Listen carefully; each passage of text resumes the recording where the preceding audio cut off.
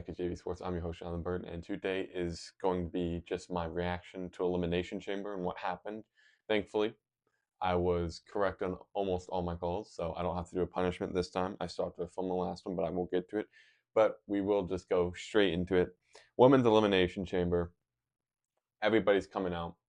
Naomi comes out, and everyone kind of thought that possibly Jade Cargill would come today, but we never thought before the match, which then, at the end, it wouldn't make too much sense unless Naomi or Bianca won. But then, before the chamber's getting close, Jade Cargill's music hits. She comes out.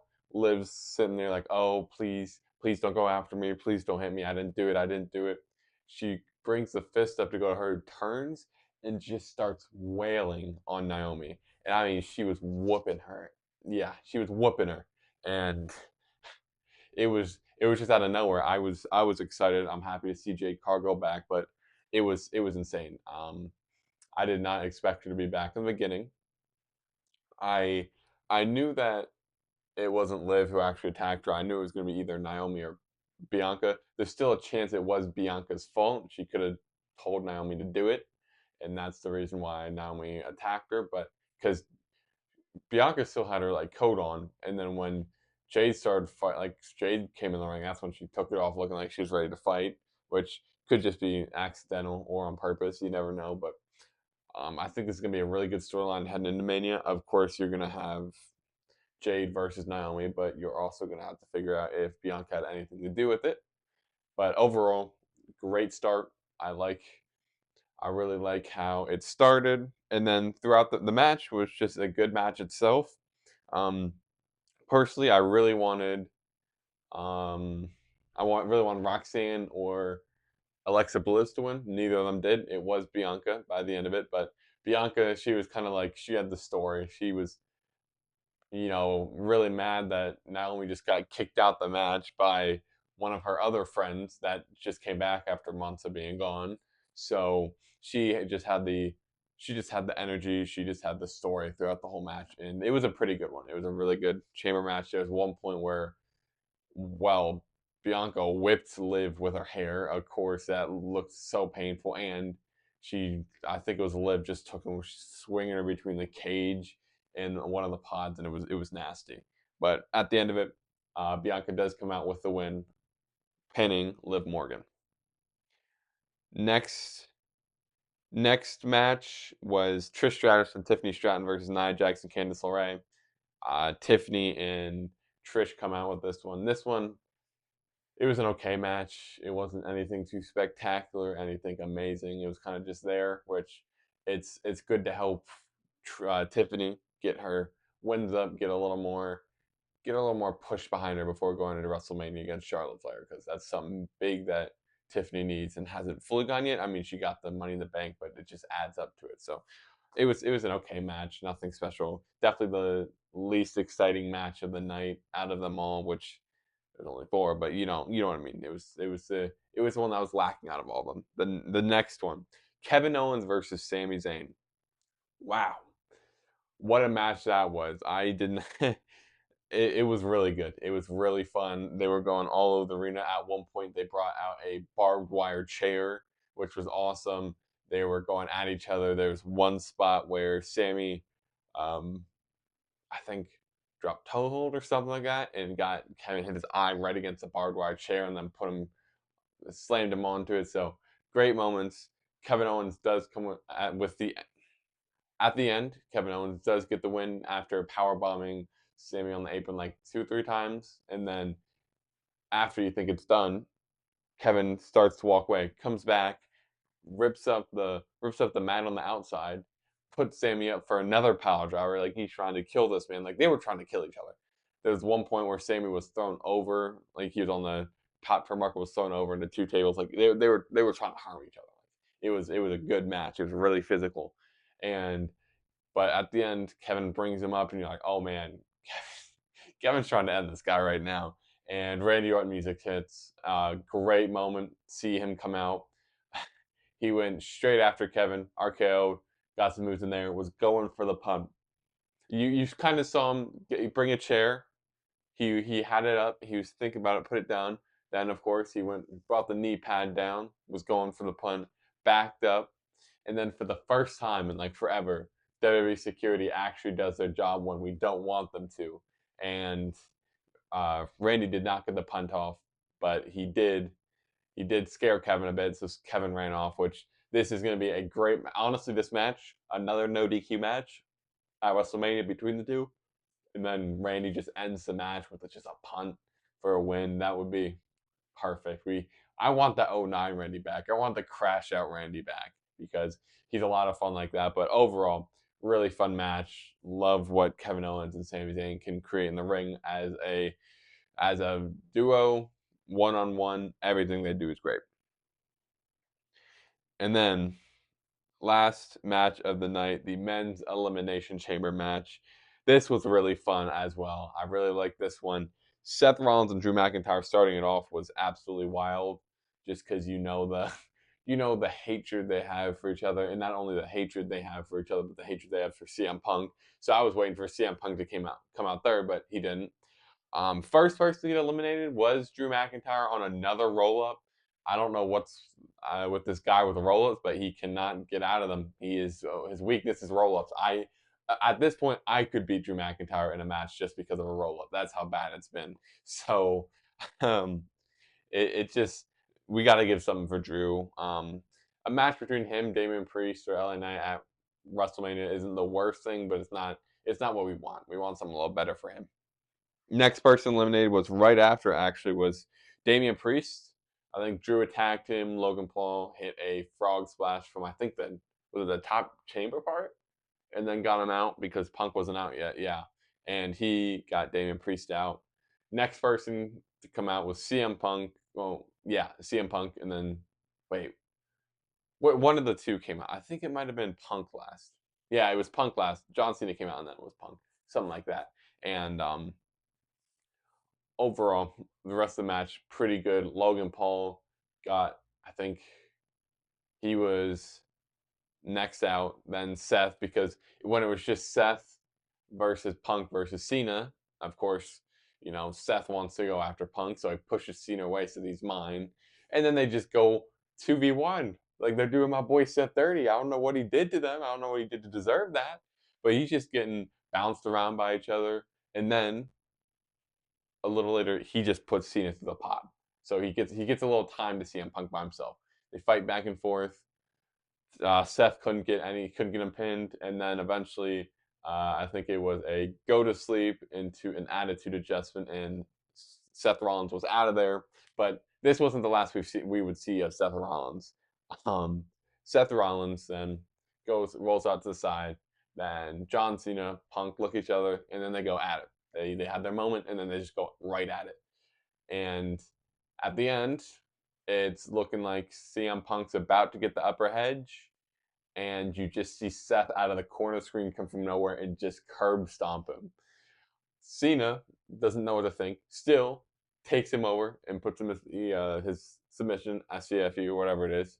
And Seth is on the outside looking through the train, screaming at John. He's screaming at CM Punk, telling him to give up. He's like, John, squeeze it. Like, the hatred Seth Rollins has to not only curb stomp CM Punk to help him, to make him lose the match, and when you're going out of the chamber, but to stay when the doors close, just looking holding the chains, yelling at Punk to give up. And it's just the hatred is hilarious. Seth never stops hating. He has never stopped hating. Seth will never stop. So Cena picks up the win after making Punk pass out after Seth Rollins curb stomps CM Punk onto the outside. And Cena has his moment. And then this is the last segment. Cody Rhodes comes on out. He's talking to John. They're having a little moment, and then the Rock's music starts playing, stops. Then Travis Scott's theme, I guess Fiend will be his theme, I guess, for WWE. That starts playing, and then Rock starts going. So Travis Scott is coming out with The Rock. Out of all people who can come out with The Rock, it's Travis Scott, which I love Travis Scott. Travis Scott is great, but he's just sort of out of place. So he walks out. he gets in the ring with him. I thought maybe he walks up, leaves. No, he gets in the ring, and The Rock starts. Travis Scott's doing sage everywhere. He's you know he's doing his own thing in the corner, talking to John Cena. Rock starts talking directly to Cody. Does the sus hand on the face. Starts talking to him in a weird way, and says, "Embrace me if you'll be my champion, and if not, I think the dream ends tonight." Which everyone's like, "Whoa, what's that supposed to mean?" Cody kind of sits there. He says, "I don't know my soul anymore." And Rock's like, "Okay." He's starting to like. He's like, and he's like, "Some like, you know why?" And he's like, "Cause I gave it to this ring. I gave it to the fans." And then Rock's like mad, and he says, "Rock, go f yourself," which got everybody going crazy. Cena is in the back going absolutely wild. That's when Travis Scott really started doing the sage, started throwing it around, and Rock's just looking at him, just like, "Okay, all right." And John Cena's laughing at the Rock, like happy that Cody said no. And Cody looks at him, and him and Rock go to embrace. And I mean, him and Cena go to embrace, and they're hugging. They dap up, clean dab too, clean dap, and they're embracing. And you see Johnny Cena's face just go straight, to just stone.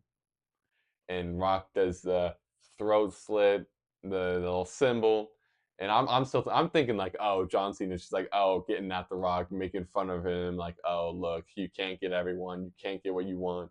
I'm like, okay, so Cena's just making fun of the Rock. I mean, oh, jokingly, when Cody first came out, I'm like, oh, wouldn't it be funny? Like, I text my friend like, Cena turns corporate as a joke, and I said, just kidding, not actually. Like, I didn't actually think it was gonna happen.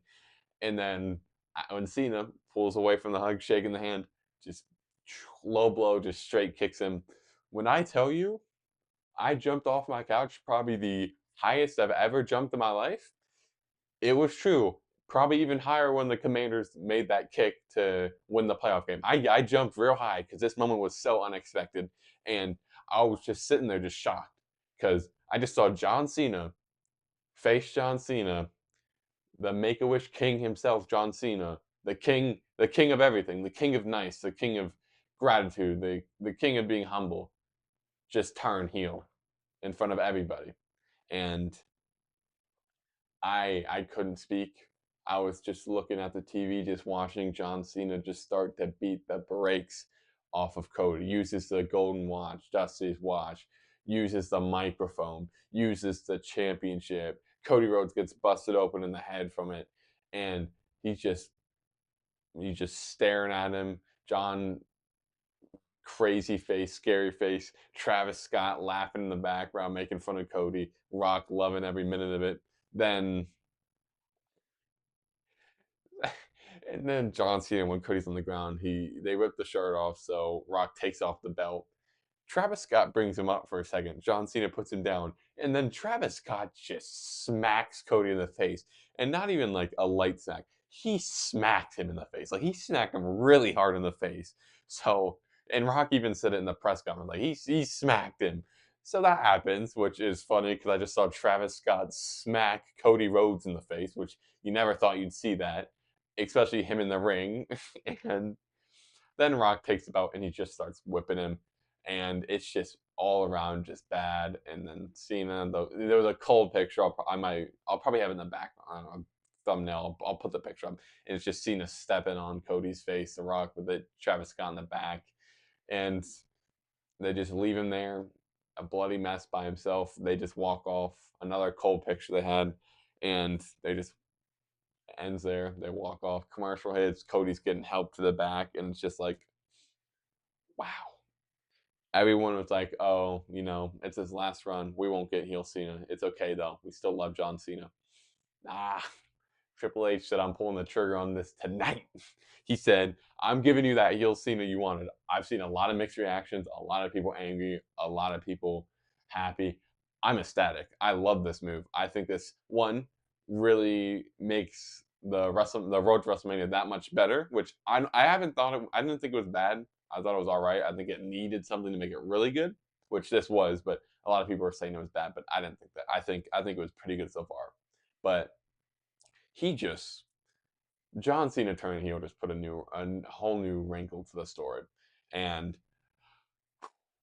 with CM Punk also, I'll go back to him in a second after I'm done talking about this, but CM Punk is just he's screwed.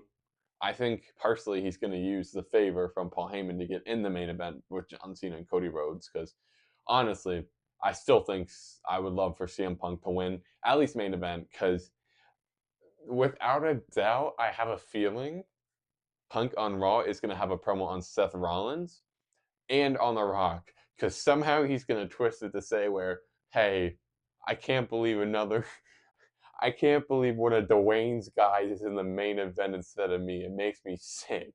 Like something like that, where it just intertwines to the pipe bomb. So he has another pipe bomb because he got screwed by Seth. Cena turns heel on him, and he aligns himself with The Rock. You know, he likes Cena, but he hates The Rock. So Cena and Punk now got beef. Like they're gonna have actual beef because Cena, supposed to be this nice guy, took advantage of what Seth did to Punk. So Punk's gonna be mad about that. And then he aligns himself with The Rock. So Punk's gonna be mad at that. But Punk's gonna get away in this main event, I feel, and make it a triple threat. But back to Cena. It's just insane. Um, I was scrolling through all last night, seeing people's reactions. I've seen live reactions, people after. It's just insane. It's one of the biggest twists in wrestling history to me. Because I jokingly said it, I never thought it was going to come true. I put it in the air, but literally 100% of me was joking. There was not a single percent, not even a 0.001% that thought Cena would actually turn heel. So the most unexpected thing. A lot of people compare it to when Hogan came out and turned and joined the NWO. It's it's a crazy time to be a wrestling fan. And last year's Road to WrestleMania was really good, and this one's starting to heat up real quick. I know a lot of people are thinking like, "Oh, Roman hasn't really had anything yet. Give it time. Let Triple H cook." Because we were so confused with this Rock thing, and look how it turned out. We have heel corporate Cena. Wow, Vince would never let this happen. Vince would have shut it down so quick. But hopefully, with this heel turn, you can see a new side of John Cena, see a new untapped side because people say he was heel as a Doctor Thugonomics, but the raps got him over, so he wasn't really heel. He's never really been a true heel. This is true heel. People are legitimately mad that John Cena turned heel, which is amazing because that's what's supposed to happen. But it's just awesome, and hopefully we can hear that theme song that John Cena made himself the heel theme song after the first WrestleMania with The Rock. Hopefully, we can hear that. That would be great. But overall, this was a great pay per view. Amazing twist at the end, especially with them putting that as the last thing compared to the men's elimination chamber. So you know something had to happen to redeem it because there's no way that The Rock steals another main event slot from a major match, especially once CM Punk is in and gets away with it and doesn't do anything. So great all around show. The only match that was kind of lacking was the women's tag team match, but overall it was all right. So nothing was bad, but there's a lot of great things. So love the pay per view. Love the twist at the end to change up the whole story and the whole trajectory of the last year of John Cena. And I think it was great. Thank you guys very much for watching my reaction and ideas stemming from what happened at this Elimination Chamber to what can happen at WrestleMania.